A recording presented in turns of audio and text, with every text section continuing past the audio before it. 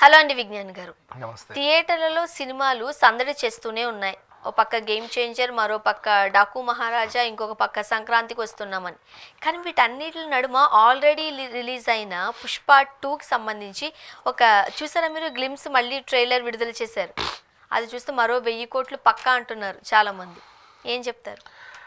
నిన్న పుష్ప రీలోడెడ్ వెర్షన్కి సంబంధించినటువంటి ఒక చిన్న గ్లిమ్స్ అనేది రిలీజ్ అయింది. దాంట్లో ఏదో రౌండ్ టేబుల్ కాన్ఫరెన్స్లో ఆయన ఏదో రాజకీయ నాయకులతో గట్టిగా చర్చిస్తున్నట్టు ఒకటి ఉంది. జపాన్ ఫైట్ గురించి మనం మాట్లాడామా, దానికి కొంచెం కొనసాగింపు ఉంది దాంట్లో. అసలు పుష్ప 2 టైంలో ఎండింగ్ నేను అనుకున్నాను అది స్టార్టింగ్ తీసుకున్నారు కదా, మళ్ళీ క్లైమాక్స్ తీసుకొచ్చి ఎక్కడో చోట అతికిస్తారేమో అనుకున్నాం కానీ రాలేదు. అదొక కళ కింద చూపించారేమో అనుకున్నాను నేను. పార్ట్ 3కి వదిలేశారు దాన్ని యాక్చువల్గా. ఇప్పుడు పార్ట్ 3 అంటే నీకు ఇంకోటి విషయం చెప్తా, నువ్వు గమనించు. పుష్ప లాస్ట్ ఇయర్ పుష్ప అడవిలోకి వెళ్ళాడు, గాల్లో 9-10 బుల్లెట్లు, 2 అడుగులు వెనక్కేస్తే పుష్ప వచ్చినట్టు పులి. ఇదేది అదే కదా. అండ్ నెక్స్ట్ ఆ ఊరోళ్ళందరూ గొడవ, జైలు నుంచి తప్పించుకోవడం, ఏమైందో చూడు. ఇదంతా లేదుగా. యాక్చువల్గా ఇదంతా మర్చిపోయి ఉండేవారు. ఓటీటీలో సినిమా ఉండేసరికి ఏముంది, ఒకసారి పుష్ప 2 చూసిన తర్వాత అవును 1 ఏం జరిగిందా అని చూసేవాళ్ళు ఉన్నారు. అప్పుడు దానికి దీనికి సమాధానాలు లేవు, అసలు లేవు. సో ఇప్పుడు ఇక విషయానికి వస్తే అదంతా అండ్ ఈ జపాన్కి సంబంధించిన అదంతా పార్ట్ 3 ర్యాంపేజ్లో ఉంటుందేమో అని చాలామంది కొన్ని అనుమానాలు వచ్చాయి. ఇప్పుడు పుష్ప తగ్గేదేలే ఫస్ట్ పార్ట్లో క్యారెక్టర్ని ఇంట్రడ్యూస్ చేశారు మా. సెకండ్ దాంట్లో వీడు తగ్గేదేలే అన్నోడు ఒక పాయింట్లో తగ్గాల్సి వచ్చింది.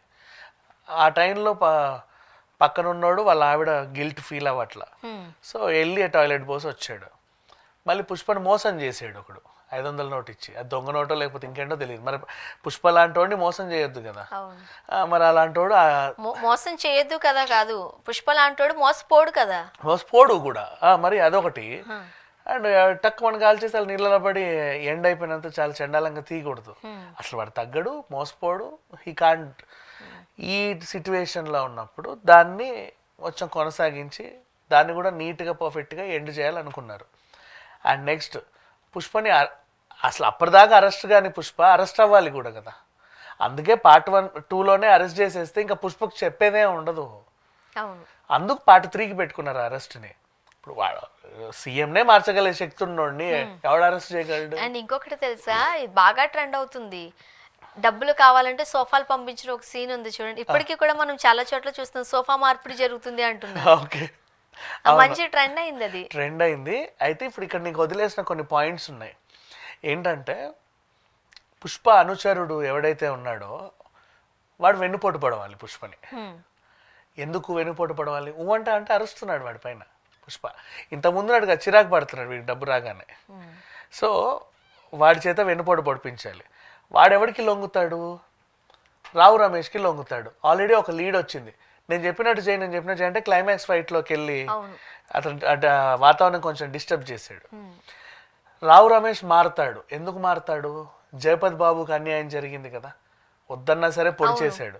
సో జయపతి బాబుకి రావు రమేష్ వాళ్ళంతా ఒక పార్టీయే కాబట్టి జయపతి బాబు జరిగిన అన్యాయం వల్ల రావు రమేష్ మారి, ఇప్పుడు రావు రమేష్ మారకపోతే పుష్ప అరెస్ట్ అవ్వడు. రావు రమేష్ మారితే పుష్ప అరెస్ట్ అవ్వచ్చు. ఇక్కడ ఇంకొకటి కూడా ఉంటది. ఇప్పుడు అలాగే కనుక అంటే ఆయన మారకపోతే ఆధిపత్యం అంతా ఇంకా పుష్ప దగ్గరే ఉంటుంది. ఒకసారి నీకు పదవి వచ్చేసిన తర్వాత ఆటోమేటిక్ గా నీ హ్యాండ్ అప్పర్ హ్యాండ్ ఉండాలనుకుంటావు కదా. సో ఇప్పుడు పుష్పని అరెస్ట్ చేయించగలిగే మన రాసేచ్చు నెక్స్ట్ కదనే. పుష్పని అరెస్ట్ చేసే ఒక హక్కు సీఎంకే ఉంది. యాక్చువల్గా ఆయన చేయడు, బట్ చేయాల్సి వస్తుంది, చేస్తాడు. ఎందుకంటే ఆయన సిండికేట్ రూల్ బ్రేక్ చేయొద్దు అని అన్నాడు. వీళ్ళకంటూ కొన్ని కట్టుబాట్లు ఉన్నాయి చాలా. అంతేందుకు ఆ గంధపు చెక్కలు స్మగ్లింగ్ది కూడా యాక్చువల్గా ముందు బాగా పూజలు చేసి ఈరోజు బాగా ఎక్కువ రావాలి, యాటను బలించి అంతా అదే అంటే ఏదో పెద్ద పనికి మనం వెళ్తున్నట్టుగా చేస్తారు వాళ్ళు. సో వాళ్ళకు కూడా కొన్ని కట్టుబాట్లు, ఆచార వ్యవహారాలు అన్నీ ఉన్నాయి. సో ఇప్పుడు పార్ట్ 3లో ఆయన ఇవన్నీ ఉంటే దీంట్లో ఇప్పుడు కొనసాగింపు ఏముండాలి? తగ్గేదేలే అన్నోడు తగ్గేదేలే అన్నట్టుగా తగ్గడు అని ప్రూవ్ చేసావు. ఇంటి పేరు లేనందుకు గూనొచ్చింది. ఇట్లా ఆ ఫ్రస్ట్రేషన్ స్ట్రెస్ వల్ల లాస్ట్కి ఇంటి పేరు వచ్చిందా? ఇది పోతుంది. ఇప్పుడు పోతుందా? ఇది పోయింది. ఎట్లా పోతుంది? నీకు ఇంటి పేరు లేనందుకే కదా ఇలా స్ట్రెస్ అయ్యావు ఫస్ట్ లో. అవును ఇప్పుడు ఇంటి పేరు వచ్చిందిగా, అన్నయ్య ఇంటి పేరు ఇచ్చాడు. అది నీకు ఆల్రెడీ వచ్చేసింది కదా, అది అట్లా లేదంటే పోతుందా? స్ట్రెస్ రిలీఫ్ అయిపోయింది, ఇంకా ఇది పోవాలి ఇప్పుడు, ఓ, ఈ మేనరిజం పోవాలి పుష్పది. అండ్ ఇట్లున్నాయి మా చాలా బోల్డ్ కథ ఉంది పుష్ప, నువ్వు అనుకున్నంత ఈజీ కాదు. పార్ట్ 6, 10 ఎన్నైనా తీయవచ్చు పుష్ప పైన. ఇప్పుడు ఇదంతా పార్ట్ 2కి పెట్టుకుంటే, పార్ట్ 3కి పెట్టుకుంటే, పార్ట్ 10 లేనుకోసం ఇప్పుడు ప్రెగ్నెంట్ కదా, మళ్ళీ కొడుకు పుడతాడు, కొడుకు అవుతాడు. ముల్లేటి వెంకటరమణ, మళ్ళీ వాడి ఇంకో పుష్ప అవ్వాలిగా, జూనియర్ పుష్ప. సో ఇది కంటిన్యూస్ అనమాట. కానీ ముల్లేటి వెంకటరమణని చదివిస్తాడు పుష్ప. వీడు చదువుకోనందుకేగా ఇలా తయారయ్యాడు. ముల్లేటి వెంకటరమణ ఎట్లా ఉంటాడంటే చదువుకున్న పుష్ప అవుతాడు, వాడు సమాజంలో ఏదో అవసరమైన పుష్ప అవుతాడు. అది ఇంకెప్పుడు అవుతాడో తెలియదు. ప్రజెంట్ మాత్రం ఇది స్టోరీ ఓవరాల్గా. ఇప్పుడు మనం ఇంత మాట్లాడుకుంటున్నామా, రేపు గ్లిమ్స్లో అది లేకపోతే తంతారు ఇద్దరిని పెట్టుకొని. అంటే ఇలా ఉంటే బాగుండు, అలా ఉంటే బాగుండు అనేది అభిప్రాయం మాత్రమే. నార్మల్గా సోషల్ మీడియాలో చాలామంది అనుకుంటారు కదా, అవే మనం మాట్లాడుకున్నాం. అండ్ ఈ గ్లిమ్స్ ఎక్స్ట్రా 20 minutes మాత్రం, అబ్బాయి ఇప్పటికే 3.5 minutes, ఎక్స్ట్రా 20 minutes ఉంటే చూస్తారా అనే వాళ్ళకి మాత్రం ఆన్సర్ ఏంటంటే ఖచ్చితంగా చూస్తారు. ఇంట్లో వెబ్ సిరీస్ భరిస్తున్నాం కదా, అలవాటు అయ్యాం మనం కూడా. 4 గంటలకి 5 గంటలకి మనం అలవాటు అయిపోయాం కాబట్టి. కానీ పుష్ప కూర్చోబెట్టిందిలే, ఇప్పుడు ఇంకా అత్యాశక్తి వేసి ఎక్కడ పెట్టారు ఇది అని. అదొక ఆసక్తి రేకెత్తిలాగా ఉంది. ఒక సాంగ్ ఉంటే, అడిషనల్ సాంగ్ ఉంటే బాగుండని నాకు అనిపిస్తుంది. పెడితే కూడా బాగుండు. మరి I don't know how far. కానీ ఆల్రెడీ షూట్ అయిపోయిందని తీసుకొచ్చి యాడ్ చేస్తున్నారు అంతే, మళ్ళీ కొత్త షూట్ ఏం చేయట్లేదు. చిచి మళ్ళీ షూట్ ఏం లేదు, అయిపోయింది అంతా. వాళ్ళ దగ్గర ఇంకా బోల్డ్ అంతా రషెస్ ఉన్నాయి. ఆ రషెస్ ని అసలు దీంట్లో ఎక్కడ ఇరికించాలో అర్థం కావట్లేదు. ఇప్పటికే ఇంత అయింది, నువ్వు కట్ చేయడానికి కూడా ఏం లేదు. సినిమా నాన్ స్టాప్ జబ్ అట్లా అయిపోయింది అంతే, ఎక్కడా లాగలేదు. అది సంగతి. ఒక రకంగా చెప్పాలంటే కాస్త అంటే సెంటిమెంట్ పట్టుకొచ్చారు, అన్నీ ఉన్నాయి. అవును, రొమాన్స్ ఉంది, సెంటిమెంట్ ఉంది. అసలు ఆ ఉగ్రగంగమ్మ జాతర ఎపిసోడ్లో ఆయన పర్ఫార్మెన్స్ ఉంది. నువ్వు రాసి పెట్టుకో, ఈసారి 72nd ఏదొస్తుందో తెలియదు కానీ ఆ ఫిలింఫేర్ అవార్డు కూడా మళ్ళీ అల్లు అర్జున్కే వస్తుంది ఆ పర్ఫార్మెన్స్కి. మధ్యలో ఆస్కార్ ఒకటి ఉంది, దానికి కూడా నామినేట్ అయినా ఆశ్చర్యం లేదు.